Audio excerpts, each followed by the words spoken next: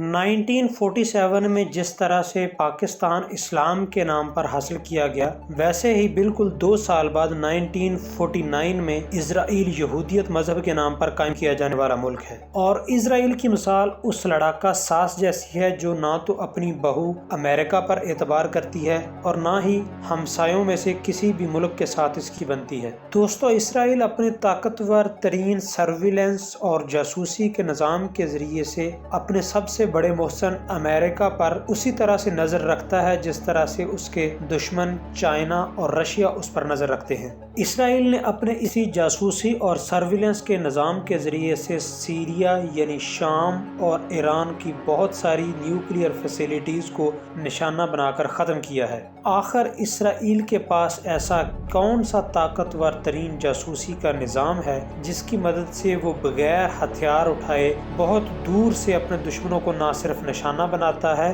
بلکہ اس سے پہلے کہ اس کا کوئی دشمن اس پر حملہ کرے وہ سب سے پہلے اس پر کاری ضرب لگا کر اس کی کمر توڑ دیتا ہے۔ پاکستان کی آبادی اس وقت 22 کروڑ ہے، لیکن اسرائیل جس کی اپنے ہمسائے کسی سے بھی نہیں بنتی اس کی آبادی صرف 90 لاکھ ہے، اور وہ اپنے ہمسایوں تمام عرب ممالک کے اتحاد کے ساتھ 3 مرتبہ جنگیں لڑ چکا ہے، اور ہر مرتبہ جنگ میں اس نے اپنے ہمسایوں سے کچھ نہ کچھ نیا رقبہ حاصل ہی کیا ہے۔ آج اسرائیل پیگاسس جیسے خطرناک سافٹ ویئر کے ذریعے دنیا میں کسی بھی شخص کے فون پر صرف ایک مس کال یا میسج کے ذریعے سے اس کے فون کو ہیک کر سکتا ہے، لیکن اسرائیل کے اتنے طاقتور ترین جاسوسی کے نظام اور نیٹ ورک کی ابتدا ایک ہار سے ہوئی ہے۔ 1973 کی عرب اسرائیل جنگ، جس میں ابتدائی طور پر اسرائیل کے فیلڈ انٹیلیجنس سسٹم کی وجہ سے اسے کئی علاقے گنوانا پڑے، اگرچہ بعد میں اسی جنگ کے دوران اسرائیل نے ان علاقوں کو دوبارہ سے حاصل کر لیا، لیکن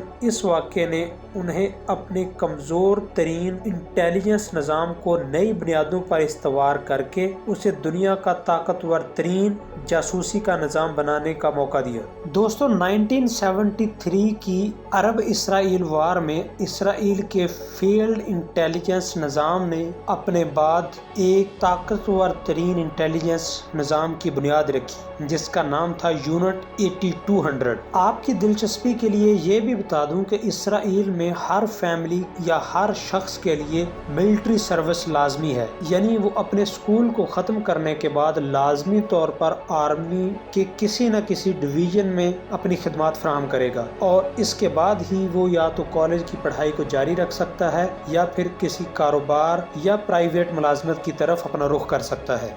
اسرائیل کی آرمی کے سولجرز ہوں یا پھر ان کی انٹیلیجنس ایجنسی موساد کے ایجنٹس، ان کی کھوج اور تیاری سکول کے ٹائم سے ہی شروع ہو جاتی ہے۔ ہر سال تقریباً 60,000 کی تعداد میں اسٹوڈنٹس سکول سے فارغ ہوتے ہیں، اور ان اسٹوڈنٹس کے حاصل کیے گئے marks, leadership qualities, IQ level اور ان کی دلچسپی کو مد نظر رکھتے ہوئے انہیں فوج کی مختلف ڈویژنز یا پھر یونٹ 8200 کے لیے سلیکٹ کیا جاتا ہے۔ یونٹ 8200 دراصل 5 سے 10,000 لوگوں پر مشتمل ایک بڑی ٹیم کا نام ہے جو کہ مختلف چھوٹے چھوٹے ڈویژن یا پھر یونٹس میں ڈیوائیڈ ہو کر مختلف ٹاسک کو انجام دیتی ہے۔ یونٹ 8200 میں سلیکٹ ہونے والے اسٹوڈنٹس کو 5 سالہ یا 10 سالہ بورنگ قسم کی کلاسز اور پروگرامز میں شامل نہیں ہونا پڑتا، بلکہ جیسے ہی وہ اس گروپ کا حصہ بنتے ہیں انہیں کوڈنگ اور بہت ساری جاسوسی کی دوسری تکنیکس اور ٹریننگ سٹارٹ کروا دی جاتی ہے،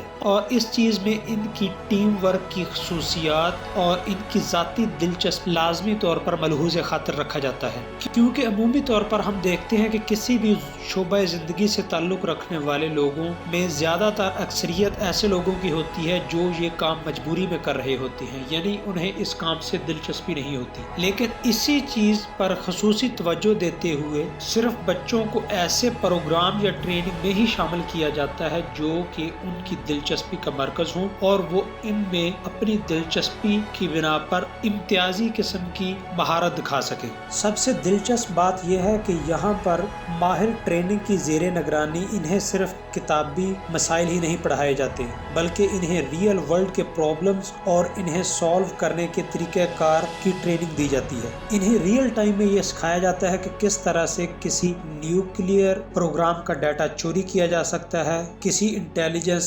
एजेंसी को कैसे अप्रोच किया जा सकता है और कैसे किसी के सेल फोन को अनलॉक करके उसके डाटा तक रसाई हासिल की जा सकती है। एक तयशुदा मुद्दत तक यूनिट 8200 का हिस्सा बने रहने के बाद इन स्टूडेंट को इख्तियार दिया जाता है कि वो चाहें तो इसी यूनिट में अपनी सर्विसेज को जारी रखें और आला ओहदों तक तरक्की हासिल करें, या फिर वो अगर इस जॉब को छोड़कर प्राइवेट सेक्टर की तरफ जाना चाहें तो उन्हें इस बात की भी इजाजत दे दी जाती है। लेकिन उसके लिए सिर्फ शर्त ये होती है कि वो अपने बाद में आने वाले बैच के बच्चों को मैक्सिमम हद तक ट्रेन करें और आने वाले नए स्टूडेंट को अपने मतबादल के तौर पर अदारे के लिए छोड़ जाएं। और यही नहीं, जो लोग यहाँ से सर्विसेज को छोड़कर प्राइवेट सेक्टर में जाना चाहते हैं, हुकूमत प्राइवेट सेक्टर में भी उनकी जॉब के लिए मुआवनत फराहम करती है। की वजह यह है कि ये प्राइवेट कंपनीज भी किसी न किसी तौर पर हुकूमत के किसी प्रोग्राम को सपोर्ट कर रही होती हैं। इसका मतलब है कि गवर्नमेंट एजेंसी को छोड़ने के बाद भी तैयार किए गए ये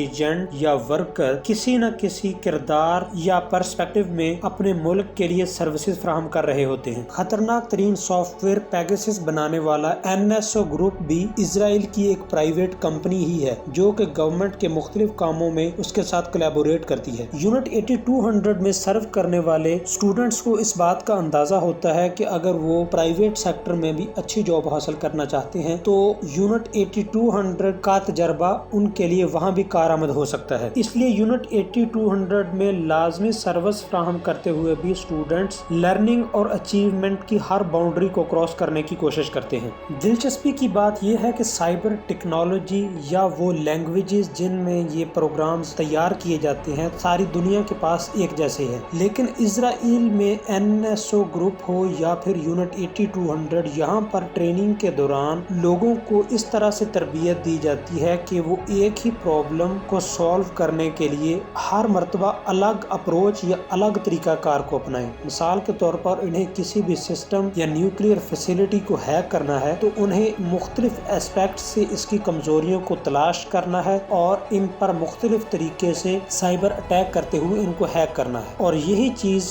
NSO ग्रुप या यूनिट 8200 की हैकिंग को इतना ताकतवर बना देती है। यूनिट 8200 के तैयार करदा स्पाई प्रोग्राम्स हों या फिर NSO ग्रुप की हैकिंग सॉफ्टवेयर, इसराइल इन्हें अपने दोस्त मुल्कों को बेचकर बहुत सा पैसा हासिल करता है कर इन्हें दबाने के लिए इन सॉफ्टवेयर को इस्तेमाल करता है। इस तरह से इसराइल की ये साइबर टेक्नोलॉजीज एक तरफ तो उसके लिए बेइंतहा रेवेन्यू जनरेट करती हैं और दूसरी तरफ सफारती तौर पर इनके मुल्क को ताकतवर तरीन बना रही है। यही वजह है कि मिडिल ईस्ट के तमाम मुसलमान ममालिक जो कि कभी इसराइल के दुश्मन थे आज किसी न किसी तौर पर इसकी सर्विसेज के मोतरफ हैं और बहुत सारे ममालिक या तो इसको सफारती सतह पर कबूल कर चुके हैं या फिर इनके साथ अपने ताल्लुकात को नॉर्मल करने या सफारती ताल्लुकात को बेहतर करने के लिए कोशिश नजर आते हैं। मिसाल के तौर पर कुछ अरसा पहले UAE ने सफारती सतह पर इसराइल को न सिर्फ तस्लीम कर लिया बल्कि इसके साथ अपने बिजनेस रिलेशंस भी बढ़ाना शुरू कर दिए। उसकी वजह यही है कि सर्विलेंस और बहुत सारी दूसरी जासूसी की खिदमात और सॉफ्टवेयर हासिल करने और अपने दुश्मनों पर नजर रखने के लिए और इनकी कमजोरियों को पकड़ के लिए